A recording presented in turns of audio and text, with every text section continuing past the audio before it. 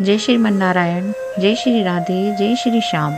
हमारे YouTube channel ज्ञान गंगा में आपका एक बार फिर से स्वागत है। कार्तिक मास महात्म्य की कथा में कल हमने जालंधर और वृंदा का प्रसंग सुना था। उसके आगे की कथा आज हम श्रवण करेंगे। राजा पृथु पूछने लगे कि हे मुने, आपने कार्तिक मास में विष्णु की पूजा का महात्म्य कहा। इस मास में किसी और भी देवता का पूजन या व्रत होता हो तो वह भी कहिए। नारद जी कहने लगे कि अश्विन शुक्ला पूर्णमासी को ब्रह्मा जी का व्रत होता है, कार्तिक कृष्णा चतुर्थी को गणेश जी का तथा अष्टमी व अमावस को श्री लक्ष्मी जी का व्रत होता है। कार्तिक में जो कुमारी इस व्रत को करती है उसको सुयोग्य पति मिलता है। जो विवाहित स्त्री इस व्रत को करती है उसका सौभाग्य अटल रहता है। प्रातःकाल स्नान आदि से निर्वित होकर चंदन आदि से गणेश जी का पूजन करें। सायंकाल फिर गणेश जी का पूजन करके चंद्र उदय होने पर चंद्रमा को अर्घ देवें और फिर उत्सव मनाकर भोजन करें। स्त्रियों को अपने सौभाग्य के लिए इस व्रत को अवश्य करना चाहिए। नारद जी कहने लगे, हे राजा पृथु, इस व्रत का एक सुंदर इतिहास मैं तुमसे कहता हूँ, सुनो।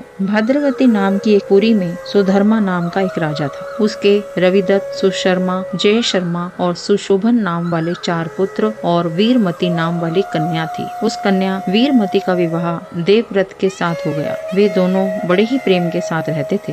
एक दिन अचानक घर में बैठे हुए देवव्रत को सांप ने काट लिया, जिससे उसकी मृत्यु हो गई। वीरमती बहुत जोर से रोने और चिल्लाने लगी। उसके चारों भाई तथा माता पिता भी वहां आ गए और सारा परिवार दुख रूपी समुद्र में डूब गया। उसी समय दुखों को दूर करने वाले पुलत्स्य ऋषि भी वहां पर आ पहुँचे। राजा ने हाथ जोड़कर कहा कि महाराज, कौन से पाप कर्म से मेरी यह कन्या विधवा हुई है। तब पुलत्स्य जी ने कहा कि राजन, कार्तिक मास में तुम्हारी कन्या ने गणेश चतुर्थी का व्रत नहीं किया था, इसी पाप से यह विधवा हुई है। फिर पुलत्स्य जी कहने लगे कि एक समय ब्रह्मा, विष्णु, महेश, इंद्र आदि सब देवता दैत्यों के नाश का उपाय सोचने के लिए एकत्रित हुए। उस समय ब्रह्मा जी ने कहा कि गणेश चतुर्थी का व्रत सब दैत्यों का विनाश करने वाला है। तब समस्त देवताओं ने कार्तिक कृष्णा चतुर्थी का व्रत किया और दैत्यों पर विजय पाई। विजय प्राप्त होने के बाद सब देवताओं ने गणेश जी से कहा कि वर मांगो। तब गणेश जी ने कहा कि जो स्त्री कार्तिक कृष्ण चतुर्थी का व्रत करे उसका पति चिरंजीवी हो, जो ना करे वह स्त्री विधवा हो जाए।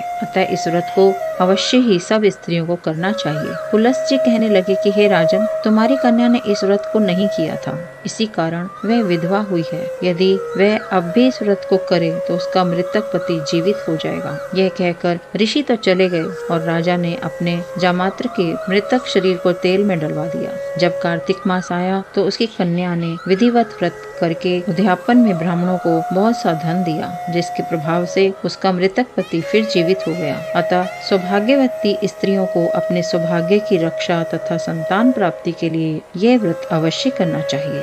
गणपति भगवान की जय, करवा चौथ माता की जय। आज की कथा यहीं तक। इसके आगे की कथा हम कल श्रवण करेंगे। दोस्तों, अगर हमारा चैनल, हमारे वीडियोस अच्छे लगते हों तो प्लीज लाइक जरूर कीजिए, सब्सक्राइब करना ना भूलना।